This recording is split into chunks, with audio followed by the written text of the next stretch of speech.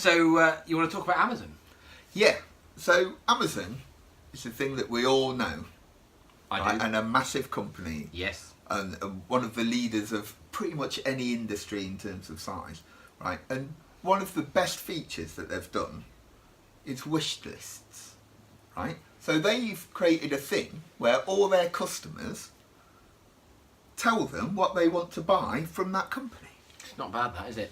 I mean, Not bad. Alarmingly simple. Alarmingly simple. Just gone. Dude, just make a listing. People will fill it with the stuff that we have to sell them, and then we just market the stuff that they've put in their list. They've told us they want to them, and people will buy it. So, why don't companies like ours, like the people out there, make their own wish list? Why don't they ask their customers what they want? It's again, it is alarming. I think it's as Frank Kern does something similar. So we did a couple of years ago, something along the lines of basically sort of saying to people, look, what do you feel is holding your business back? And we gave them kind of 4 different radio buttons effectively. And I forget, my website's not converting, or I'm not meeting enough people, I'm not, whatever it was, blah, blah, blah, blah. And we put it out to all our list, and we just effectively took it as a survey. And then we looked at what was the most popular answer, and then we went and wrote a course about that. So we went back to all these people that have already said, I need help with my website.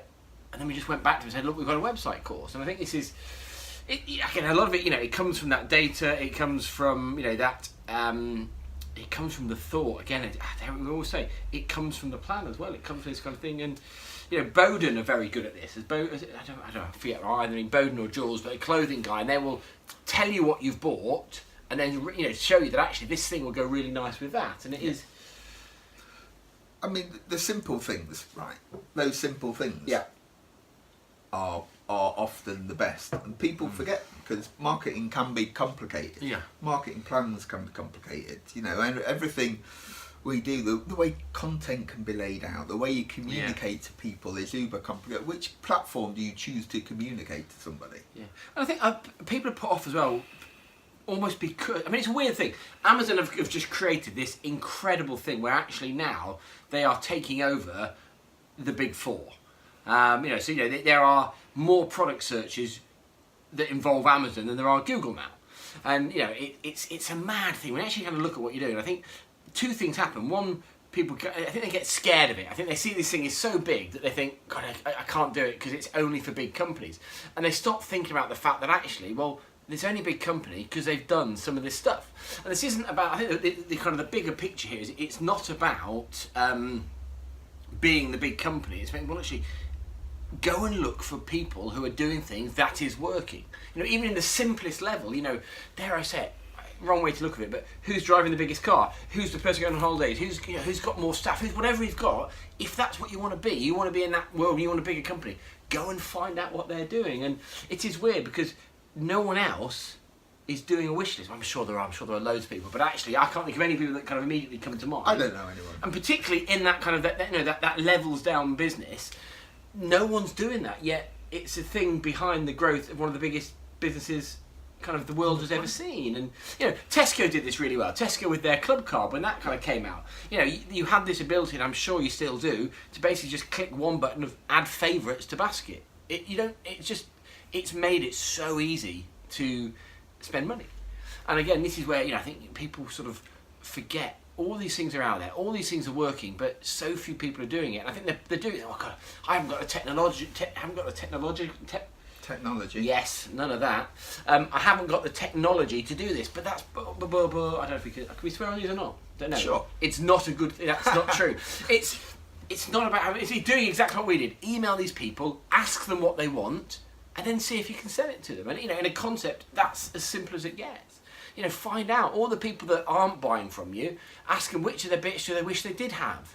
If you're particularly a premium brand, or you've got people that can't afford you, go and ask them. Go and find out. Go and, as ever, go and speak to the people and work it out. But that's it.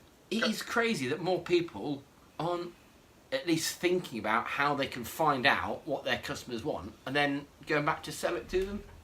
I mean, that's it. If there's any takeaway from this video, do that. Ask customers what they think about it. Get them to make you a wish list of what your company did or sold or served them, and the other big lesson from Amazon is the one-click upsell. Customers who Ah. bought this Yeah. also bought this. Yeah. Find that version for your company and then be more Amazon. Yeah, and do it at one-click upsell. Do it at the point of purchase. As you're doing it there, when they're card out, they're all excited. Their endorphins are going mad. Perry Belcher did a brilliant talk about kind of bodily chemicals and purchasing. And absolutely fascinating. It must be on YouTube somewhere, but that's the point where to do it. And it's not a smash and grab thing. It's not a real kind of sales. It's just before you go, do you want this? And again, it's the oldest thing of the time. We have something where you can get hold of a book, and we offer you the chance to get something else. And as ever, 20% of the people spend a bit more, and it's super, super profitable. We had Colin Bradford from Magical Maths come and talk at Game Changers this year, and like 30% of his profit, I think perhaps more, comes from just this one question, this thing that says, "Do you want X?"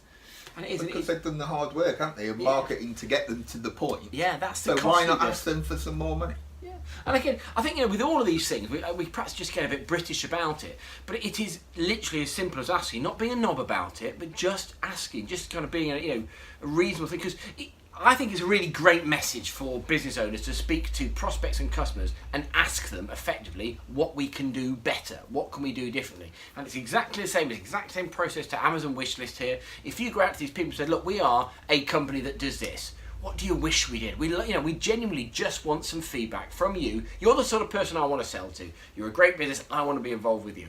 What can we do better? What are we doing wrong? And find out, and then sell the thing, because that will tell you it's exactly the same concept of issue. That will tell you what these people want, and as such, what you need to sell. But you're selling it to people that already want the thing that you're going to sell. Simple.